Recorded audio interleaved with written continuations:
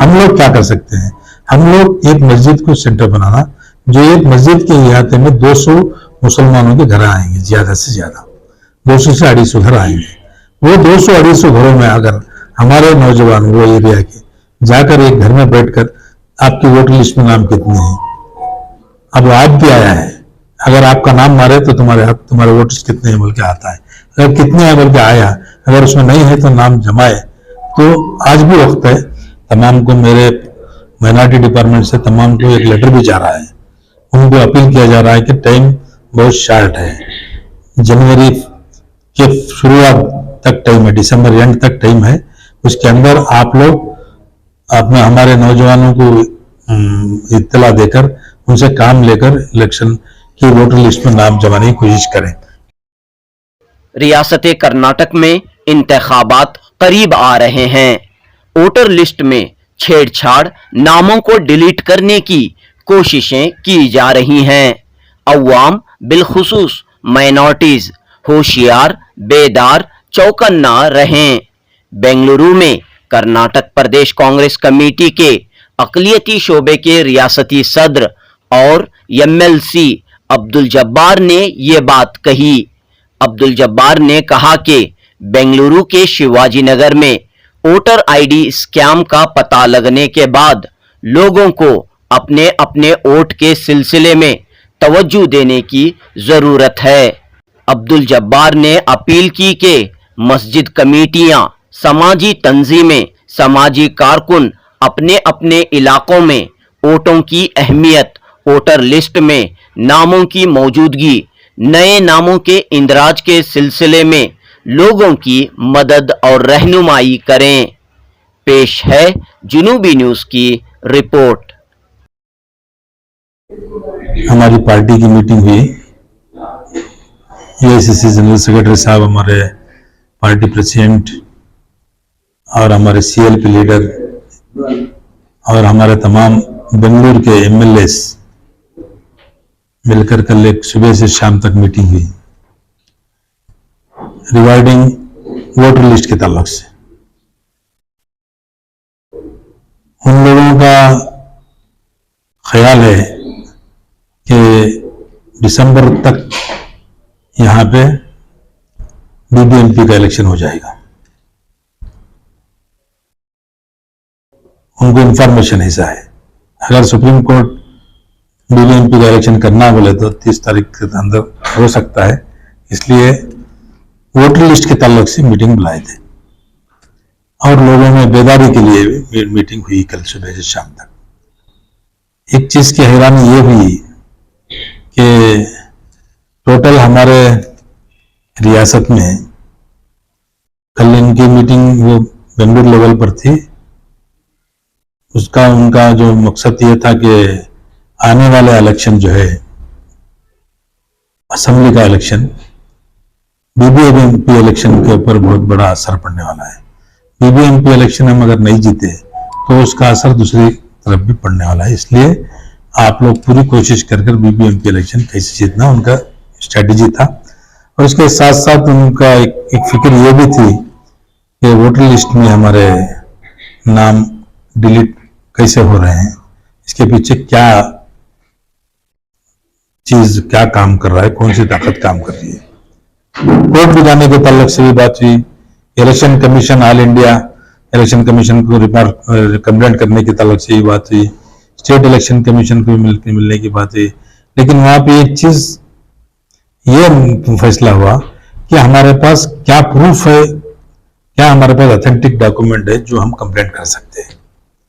लेकिन कल अचानक शाम को या दोपहर को हमारे शिवाजी नगर कॉन्स्टिट्यूंसी में ये वो चलमे एजुकेशन कल्चर और रूरल डेवलपमेंट इंस्टीट्यूट नामी जो इंस्टीट्यूट है, वो एनजीओ है, उनको बीबीएमपी, हमारे बीबीएमपी की तरफ से उनको बीबीएमपी के वार्ड्स में वोटर लिस्ट का बराबर करने के लिए उनको इख्तियार दिए गए हैं।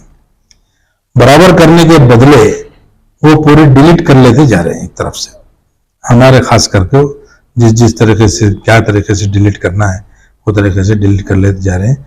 बेंगलुरु के 20 पराट कॉन्स्टिट्यूंसी में भी हुए से 10,000, 20,000 यहाँ तक कि हमारे शिवाजी नगर में 19,000 हुए बोल के हमारे रिजवानी बोल रहे थे। दिन रात मेहनत करने के बावजूद भी वो नाम इंक्लूड नहीं हो रहे। उसके पीछे भी क्या है, उसे क्या करना बोल के भी बातचीत चल रही थी। नई बेंगलुरु के हद तक ये हालत है। मैं ये सोच रहा था कि हमारे रियासत में 224 कॉन्स्टिट्यूंसी जो आने वाले अब 4-5 महीने के बाद जो इलेक्शन हम फेस करने वाले हैं, क्योंकि सेकुलर पार्टी होने के ताल्लुक से हमें, खासकर उसमें भी हम लोग माइनॉरिटी होने के ताल्लुक से हमें ये फिक्र है कि अगला चुनाव, अगला इलेक्शन जो है किसको क्या प्रॉब्लम है पता नहीं, लेकिन हमारे लिए माइनॉरिटीज के लिए तो ये हमारे लिए बहुत ही अशद जरूरी इलेक्शन है जिसमें हमको जीतना है। जीतने के लिए इसमें हमारा किरदार क्या निभाना है, इसमें दिन रात मेहनत करके हमारे हर एक एनजीओ, हर एक मसाजिद वाले, हर एक इदारे वाले इसमें इंक्लूजन होकर इसमें काम कर जिताना है। इसमें हमारे पास थोड़े रिमार्क्स भी हैं, तुम्हारे पार्टी में भी ऐसे ऐसे लोग हैं, ऐसे हैं, लेकिन हमको वो देखना नहीं है। पार्टी एक तरफ हमको पूरी तरीके से खत्म करने का एजेंडा लेकर एक पार्टी है, और एक तरफ कुछ भी नहीं देवे, ऑटोमेटिक रात आराम से जिंदगी गुजारने की जो हमारे ऊपर जो आस्था का एक्सपीरियंस होके है 70-75 साल तक जो हुकूमत हुई हमारे ऊपर, छोटा मोटा काम भी हमारे करते हुए हम लोग जो डिमांड रखते हुए आए, करते आए। साथ साथ हमारे पास 50-60% सेकुलर लीडर्स हमारे पास आज भी हैं जो हमारे ताल्लुक से उठकर बात कर सकते हैं, जिसमें हमारे मिसाल के तौर पर हमारे सिद्धरामैया साहब हैं, और हमारे ऑल इंडिया के जनरल सेक्रेटरी सुरजीवाला साहब हैं, और हमारे आली जनाब DK शिव कुमार साहब हैं। बहुत से लोग ऐसे हैं जो सेकुलर इस पर बात करते हैं, क्योंकि आज बोला है, आज शिव कुमार हमारे स्टेटमेंट दिए हैं देखा मैं मैसूर के वो बुंदेजों के ताल्लुक से, उन्होंने बोले हैं मुसलमान भी ये मुल्क के शहरी हैं, उनको भी बोलने का रहने का पूरा इख्तियार है। ऐसा बोलने के लोग भी आज भी हमारे पार्टी में हैं, इसलिए हमको ये पार्टी सेकुलरिज्म के हिसाब से लाना है। इसके अलावा दूसरा कोई रास्ता भी नहीं है। लाने के लिए क्या करना है, लाने के लिए क्या करना है, इसको हम तमाम लोग एकजुट होकर अपने अपने मस्जिदों में बैठकर इसके तरफ से सोचना है, क्योंकि कल 6 महीने के बाद 7वें महीने के दिन बैठकर सोचने का वक्त हमारे पास नहीं रहेगा।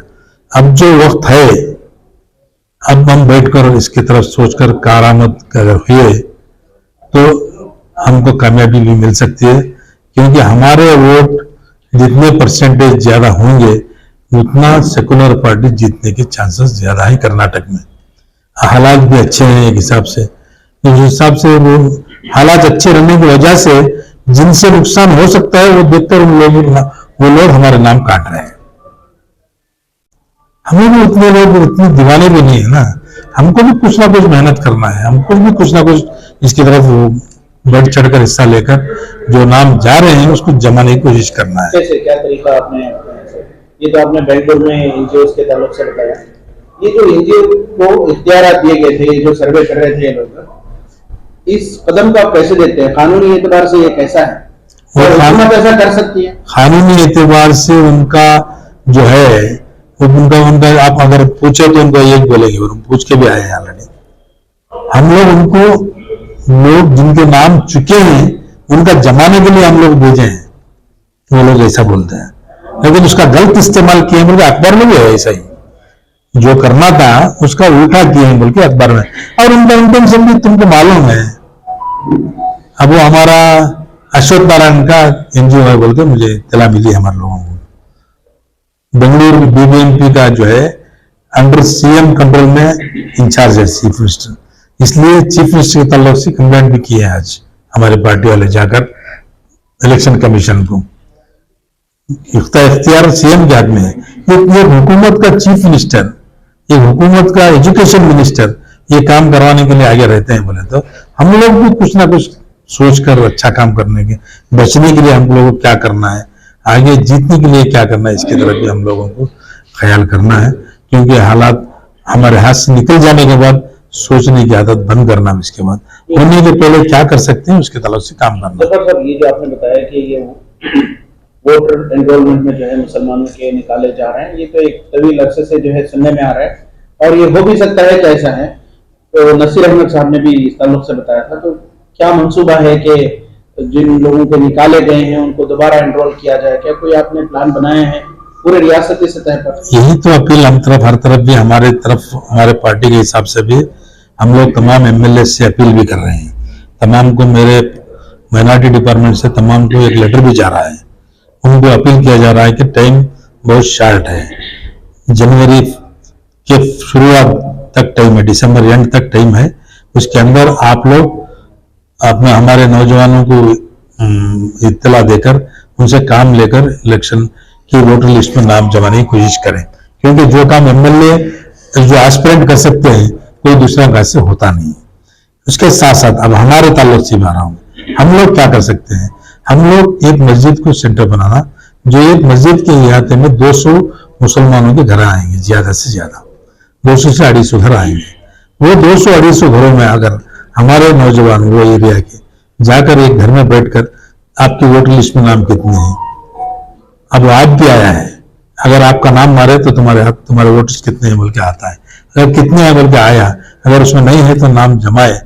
तो आज भी वक्त है सब, और आम लोग है सभी, उसके ऊपर अभी टाइम 6 महीने में, 1 महीने का टाइम रहने की वजह से। क्या इस सिलसिले में जो मसाजिद के फेडरेशन हैं, मसाजिद की कमेटियां हैं, या फिर जो इमारत शरीयत है, उनके तरफ से उनसे भी क्या बातचीत हो रही है? उनसे बातचीत मुनज़्ज़म तरीके से हो? उनके तरीके से हमारे नसीर अहमद साहब भी बात किए हैं, मैं भी बात कर रहा हूँ, आज भी तमाम इदारे वालों से मुखातिब होकर सबको बात करना बोलकर डिस्कशन भी हुआ है।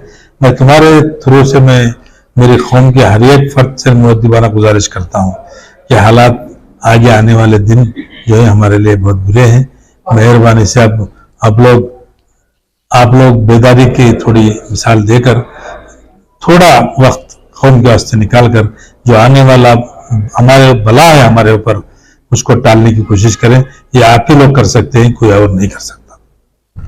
शुक्रिया।